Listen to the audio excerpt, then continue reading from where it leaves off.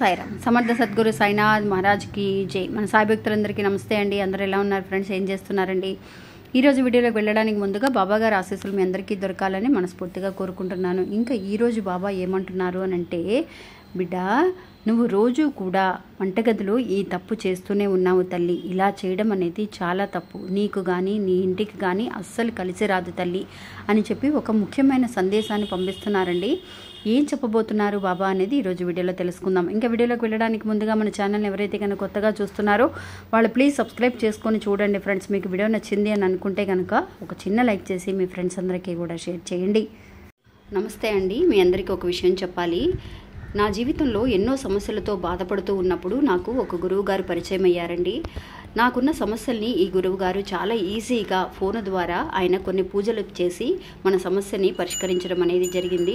అందువల్ల మీకు ఎలాంటి సమస్యలు ఉన్నా కూడా, అంటే ప్రేమ, పెళ్లి, సంతానం, ఆరోగ్యం, విదేశీ ప్రయాణం, కోర్టు సమస్యలు, భార్యాభర్తల మధ్య సమస్యలు, మానసిక శారీరక సమస్యలు, పర్సనల్గా మీ సమస్యలు అనేవి ఎలాంటివి అయినా సరే వెంటనే పరిష్కరిస్తున్నారండి. ఇంకా ఆయన పేరు కోయిదర సుబ్రహ్మణ్య రాజు గారండి. ఆయన ఫోన్ నెంబర్ 9347293375 అండి. ఇంకా ఇప్పుడే ఆయనకి కాల్ చేసి మీ సమస్యల్ని ఇట్టే పరిష్కరించుకోండి.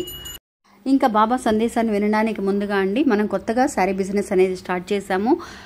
శారీస్ కోసం మీకు ఒక వాట్సాప్ నెంబర్ ఇస్తున్నానండి. ఈ వాట్సాప్ నెంబర్కి మీరు మెసేజ్ చేశారు అని అంటే కనుక శారీస్ పిక్స్ అనేది మీకు పంపించడం అనేది జరుగుతుంది. అంతేకాకుండా శారీస్తో పాటు బాబా గారి విభూది, అంటే వైద్యనాథ సాయిబాబా గారి గుడి దగ్గర నుంచి తీసుకొచ్చిన విభూది ప్యాకెట్స్ కూడా బాబా ఫోటోతో పాటు మీకు పంపిస్తున్నానండి. నిజంగా ఇది ఒక గొప్ప అవకాశం అని అనుకుంటున్నానండి. నేనైతే కనుక ఇంతకుముందు చేయలేని ఒక పనిని ఇప్పుడు చేయగలుగుతున్నాను అనమాట. అంటే బాబా గారి విభూదిని ఎవరైతే అక్క మాకు బాబా విభూది మాకు దొరకదక్క అని చాలామంది కూడా ఇంతకుముందు అడిగారండి, వాళ్ళందరికీ కూడా ఇప్పుడు సెండ్ చేస్తున్నాము.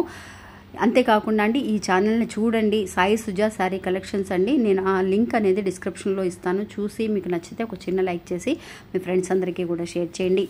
ఇంకా వీడియోలోకి వెళ్దామండి. ఈరోజు బాబా ఇచ్చే సందేశం అండి, నిజంగా మనందరము కూడా ఆడవాళ్ళ దగ్గర నుంచి మగవాళ్ళ దగ్గర నుంచి అందరూ కూడా తెలుసుకోవాల్సిన ఒక విషయం అండి. ఏమంటున్నారు అని అంటే, తల్లి నువ్వు రోజు కూడా వంటగదిలో ఈ తప్పు అనేది చేస్తూనే ఉన్నావు. ఇలా చేయడం అనేది అస్సలు మంచిది కాదు అంటున్నారు. మనకి కానీ, అంటే నీకు కానీ ఇంటికి కానీ అస్సలు శ్రేయస్కరం కాదు అని. నిజంగా అండి, ఇది అందరము కూడా వంటగదిలో ఆడవాళ్ళు చేస్తూనే ఉంటారండి. ఏంటి ఆ పని అని అంటే అండి, మనం వంటగదిలో వెళ్ళినప్పుడు వంట చేస్తూ ఉంటాము. మనకి ఆడవాళ్ళకి మ్యాక్సిమం అండి, ఆడవాళ్ళైనా ఇప్పుడున్న రోజుల్లో మగవాళ్ళు కూడా బాగానే వంటలు చేస్తున్నారండి. చాలామంది చేసేవాళ్ళు ఉన్నారు. ఇది ఎందుకు ఇలా చెప్తున్నాను అని అంటే అండి, నిజంగా ఒక ఆవిడ తను చేసే ఒక విషయాన్ని అండి, గుడిలో నిజంగా పూజారి దగ్గర మనకి వైద్యనాథ బాబా గారి గుడిలో అండి, ఆయన గుడి ఓనరు చాలా వరకు కూడా చాలా ప్రశాంతంగా వచ్చిన వాళ్ళందరినీ కూడా, గుడికి వచ్చే భక్తులందరినీ కూడా చాలా బాగా రిసీవ్ చేసుకుంటారు. వాళ్ళ బాధలు ఏదైతే ఉన్నాయో మనం చెబితే దానికి తగిన పరిష్కారం కూడా ఆయన చెబుతూ ఉన్నారండి. అంటే ఇలా ఉందండి, మాకు ఇలా జరుగుతుంది అని చెప్పినప్పుడు ఇలా చేయకూడదమ్మా, అలా చేయకూడదు అని. అలాగా ఆయన మాట్లాడుతూ ఉన్నప్పుడు నేను ఒకసారి ఆ భక్తురాలు చెప్పే మాటల్ని విన్నానండి. ఆవిడ నిజంగా అండి రోజు కూడా తన ఇంట్లో, అంటే సాధారణంగా అందరం మన లేడీస్ పొద్దున్న లేచిన దగ్గర మనకి సాయంత్రం వరకు కూడా వంటగదిలో పని అనేది ఉంటుంది. అటువంటి సమయంలో రాత్రిపూట అండి, చాలా రాత్రిపూట అయినా సరే పగలైనా సరే మనం వంట చేసేటప్పుడు లేదంటే మిగతా పనులు చేసుకునేటప్పుడు కూడా ఒక తప్పు అనేది చేస్తూ ఉంటాం. ఆవిడ ఏం చేస్తూ ఉంటుంది అని అంటే, ఆవిడ ఇంట్లో ఏదైనా సరే ప్రాబ్లమ్స్ వచ్చినప్పుడు, అంటే వాళ్ళ హస్బెండ్ ఏదైనా సరే అన్నప్పుడు మనసు అనేది బాగోకపోతే మనం ఏం చేస్తాం, ఎవరితో చెప్పుకోవాలో తెలియక విడిగా మనలో మనం ఏడ్చుకుంటూ ఉంటామండి. మనకి ఇంట్లో చెప్తూ ఉంటారు మన పెద్దవాళ్ళు, అమ్మ ఇంట్లో ఆడపిల్లలు ఏడిస్తే మంచిది కాదు అని. అలాగా ఇంట్లో సాయంత్రం సంధ్య వేళ అండి, అంటే మనకి లైట్లు అవి పెట్టేసిన తర్వాత ఆడవాళ్ళు అస్సలు ఇంట్లో కన్నీరు కార్చకూడదు అని. అలాంటప్పుడు మన ఇంట్లో వాళ్ళు అందరూ ఉన్నప్పుడు ఏడిస్తే తిడతారేమో, వాళ్ళతో ఏంటి ఎందుకు ఏడుస్తున్నావు అని చెప్తారేమో, మనసులో బాధ అనేది ఉంటుంది. అన్నీ కూడా మనం చెప్పలేం బయటికి. అటువంటి సమయంలో ఏం చేస్తూ ఉంటాము అని అంటే, వంటగదిలోకి వెళ్ళిపోయి ఆ వంట చేసేటప్పుడు, మిగతా సామాన్లు కడుక్కునేటప్పుడు, ఏదో పని చేసేటప్పుడు మనం ఏడుస్తూ ఉంటామండి. అలా ఏడుస్తూ ఉండడం అనేది అస్సలు మంచిది కాదండి. వంటగది అనేది మనకి పూజగదితో సమానం. అంటే అలా కనుక ఏడుస్తూ ఉంటే మనకి ఇంటికి అరిష్టం అండి. మనకి ఇంట్లో మన మగవాళ్ళు కానీ, బయటికి వెళ్ళే వాళ్ళు కానీ, డబ్బు సంపాదించే వాళ్ళు కానీ ఎవరైనా సరే చక్కగా మనకి ఎలా అయితే మనకి ఆదాయం అనేది పెంచుకోవాలని కష్టపడుతూ ఉన్నామో, అలాగే ఇంటికి మంచిది కూడా కాదండి. అంటే ఒక నెగిటివ్ ఎనర్జీ అనేది ఇంట్లో జ్వరపడడానికి అవకాశం అనేది ఉంటుంది. అలా ఏడుస్తూ ఉండకూడదు. ఏదైనా ఉంటే బయటికి మాట్లాడేసేయండి, ధైర్యంగా మాట్లాడేయాలే కానీ చాటుగా వెళ్ళి చాలామంది బెడ్రూమ్లో కూర్చొని ఏడవడము, చీకటి గదిలో కూర్చొని ఏడవడము అలా చేస్తూ ఉంటారు. చాలామంది వంటగదిలో కూడా ఆడవాళ్ళు చేసేటప్పుడు ఆటోమేటిక్గా ఏదో తలుచుకొని ఉంటూ ఉంటాం. సడన్గా ఏడుపు అనేది వచ్చేస్తూ ఉంటుంది. అలా ఏడవడం అనేది చాలా తప్పండి. అంతేకాకుండా ఇంకొక విషయం కూడా అండి, చాలామంది వంట చేసేటప్పుడు విసుక్కుంటూ ఉంటారండి. విసుక్కుంటూ అబ్బా నా తలరాత ఏంటి ఇలా అయిపోయింది, వీళ్ళకి వండి వార్చలేక చచ్చిపోతున్నానే నేను అని. అది చాలా వరకు కూడా కొంచెం కష్టమైన పనే అండి. వంట చేసేది కష్టమైన పనే, కానీ అలా వంట వండి వడ్డించడం అనేది మనం ఇష్టంగా చేయాలే కానీ తిట్టుకుంటూ అసలు చేయకూడదండి. మనకి కష్టంగా ఉన్నా కూడా వాళ్ళతో మాట్లాడి మనం సరిగ్గా మన మనసులో ఉన్న మాటలన్నీ వాళ్ళకి చెప్పేసి, కొన్ని ఇళ్లలో కొంచెం కష్టంగానే ఉంటుందండి. చాలామంది ఉంటారు మెంబర్స్, మనకి ఫ్యామిలీ మెంబర్స్ అనే వాళ్ళు చాలామంది ఉంటారు. ఎప్పుడు కూడా వంటగదిలో ఉన్న వాళ్ళు విసుక్కుంటూ ఉంటారు. అలా తిట్టుకుంటూ మాత్రం అస్సలు చేయకూడదు.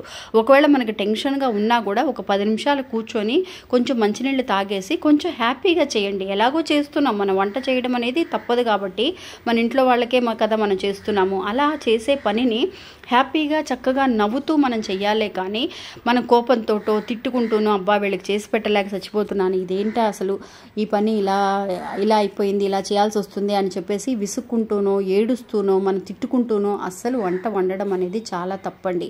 అలా అస్సలు చేయకూడదు.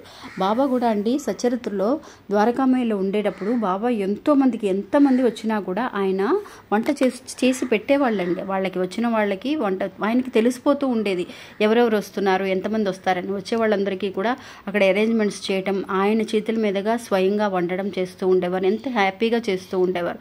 అలా ఒక్కసారి మనం హ్యాపీగా వండడం అనేది మనకు అలవాటైపోతే మనం ఇంకా అలాగే అండి ఎప్పుడు కూడా సంతోషంగా మనం ఒక్కొక్క వంట చేసేటప్పుడు సరిగ్గా కుదరలేదనుకోండి ఆ వంట అనేది, ఇలా చక్కగా నవ్వుతూ హ్యాపీగా పేలుతూ మాట్లాడుకుంటూ చక్కగా సరదాగా చేసి చూడండి ఫ్రెండ్స్. వంట కూడా కుదరకపోయినా సరే అది మంచి టేస్ట్గా ఉంటుందండి తినే సమయానికి. అందుకే అంటూ ఉంటారు అమ్మా నీ చేతి వంట అసలు అంత అమృతంలా ఉంది అని చెప్పేసి.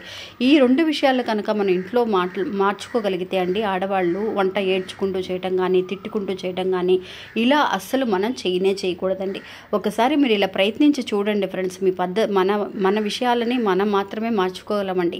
ఎవరైనా ఒకళ్ళు చెప్తే మనకి బాధగా అనిపిస్తుంది, ఇది బాబా గారి సందేశం కాబట్టి ఒకసారి ఇలా కనుక మనం ఫాలో అయితే మనకి నెక్స్ట్ టైం నుంచి అనిపిస్తుంది మనకి ఎంత హ్యాపీగా ఉంది కదా. ఒకవేళ అలాంటి ఏడుపు వస్తుంది, బాధపడుతున్నామని అనుకున్నప్పుడు కొంచెం విడిగా బయట కొంచెం హాల్లోకి వచ్చి కూర్చోవడమో లేదంటే వేరే ఏదైనా మైండ్ డైవర్ట్ చేసుకోవడం అలా చేయాలే కానీ వెంటనే చేసుకుంటూనే మనం వంట చేసేయడం, సామాన్లు కడిగేసుకోవడం, అంటే షింక్లో ఉన్న సామాన్లు కడిగేసుకుంటూ ఉంటాం, వాష్ చేసుకుంటూ ఉంటాం, అలా అయిపోతుంది కదా అని అలా చేయకుండా చేసే పనిని ఇంట్రెస్ట్గా హ్యాపీగా చేసుకోండి ఫ్రెండ్స్. ఇంట్లో కూడా మంచి పాజిటివ్ ఎనర్జీ అనేది ఉంటుంది. ఈ విషయాన్ని ఆయన వాళ్ళకి చెప్పడం అనేది నాకు చాలా విచిత్రంగా అనిపించిందండి. ఇలా కూడా ఆలోచిస్తారు కదా, ఇది కూడా కరెక్టే కదా అని. మనకి ఈ విషయం కూడా మీ అందరికీ షేర్ చేయాలని అనిపించిందండి, అందుకే ఇప్పుడు చెప్తున్నాను అనమాట. ఇంకా ఇది ఫ్రెండ్స్ ఈరోజు మన వీడియో. ఈ వీడియో కూడా మీ అందరికీ ఎంతో ఉపయోగపడుతుంది, ఒక నమ్మకాన్ని ధైర్యాన్ని ఇస్తుంది అనుకుంటున్నాను. నచ్చితే కనుక ఒక చిన్న లైక్ చేసి సపోర్ట్ చేయండి. మీ ఫ్రెండ్స్ అందరూ కూడా షేర్ చేయండి. మళ్ళీ మంచి ఇంకోళ్ళు మళ్ళీ కలుస్తాను. అంతవరకు సెలవు. నమస్తే. ఓం సాయిరామ్.